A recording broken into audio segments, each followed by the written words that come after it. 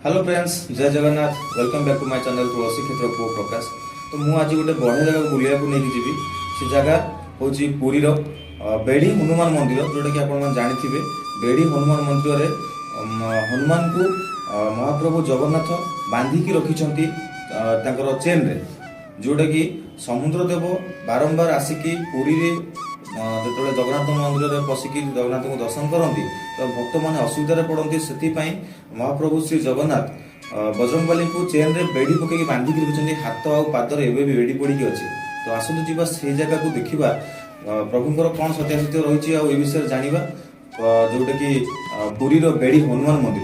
तो जदि मो भिडियो भल लगे प्लीज शेयर करेंगे, भिडियो को गोटे लाइक करेंगे। तो जदि मो चैनल नुआ अच्छा चैनल को सब्सक्राइब करने को जमा भूलु। तो आसतु स्टार्ट करवा बेड़ी हनुमान मंदिर देखा।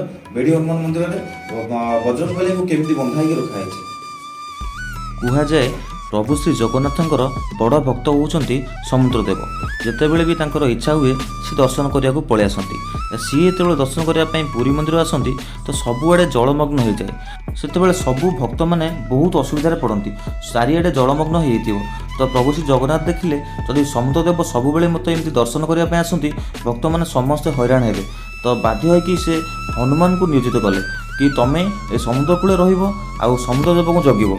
जेहेतु बलशाली बहुत बड़ योद्धा, तो तांकु से दायित्व दिगला सेठी रहिया पई। हनुमान समुद्रदेव को जगिकी समुद्र कूले 24 घंटा रहिले। तो सी भी आ दर्शन करि पारिले नाही।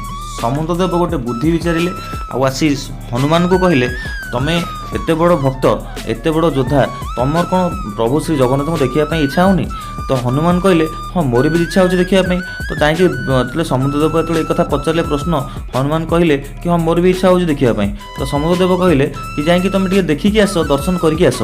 तो जितेबाला हनुमान आसिकी पहुँची गले महाप्रभु श्री जगन्नाथ मंदिर में, हनुमान पचे पचे समुद्रदेव भी आसिकी जगन्नाथ मंदिर में पहुँची गले। तो पुणी सब से समस्या है, जो से समस्या पुणी आउ थे है, भक्त मैंने समस्त पुणी असुविधा पड़े। तो से प्रभु श्री जगन्नाथ हनुमान को पचारे कि तुमको तो दायित्व दिया जगिया, तुम्हें कहीं ये आसिल ना? मोरी प्रभु मन है देखापी। समुद्रदेव मत कहले जो दर्शन करने मुझे खुशी होगी बड़ आनंद पलि आसली दर्शन करने। ता परवर्ती मुहूर्त में प्रभु श्री जगन्नाथ जानिले यहाँ हूँ समुद्रदेवर काम। तो सेठू बाध्य है कि हनुमान को आनिकी समुद्र कूले छिड़ा करेले, हाथ आ पादरे बेड़ी पकईले। बेड़ी पकईला परे सेठी हनुमान सेठी रहिले सबुदिन पाई। से बेड़ी तांको हाथ पादरे एबे भी पड़ी। से सबु बेले सेठी रहीकि समुद्रदेव को आज पर्यंत भी जगिचंती। आउ से मंदिर को जो मैंने भी आसी आपण मैंने देखिपे, मुझे आसिक सेठी अच्छी। तो से दिन ठारू एटी बेड़ी हनुमान नाम परिचित। तांको पाखरे मुझे मंदिर में पहुँचला पर आप देखिपे राम लक्ष्मण सीता तीनटा ठाकुर तीन जन ये अच्छा, तीन मूर्ति ये अच्छा। आउ एपट साइड्रे जगन्नाथ बलभद्र सुभद्रा अच्छा। आउर सम्मुखें हनुमान मंदिर अच्छी। हनुमान सम्मुखें प्रभु श्री जगन्नाथ रहिबार कारण हूँ या कि मु तुम सामने सबुबले अच्छी। तुम मत सबुबले दर्शन करियो, मु तुम सामने ही रही। तो मत छाड़ी तुम एठू कुआडे जीव ना, तुम श्रीमंदिर आसिया दरकार ना। मु ये जगह सबुबले तुम सामने ही रही। तो से प्रभु श्री रामचंद्र आउ लक्ष्मण सीता माँ ठाकुराणी समस्त से जगार अच्छा।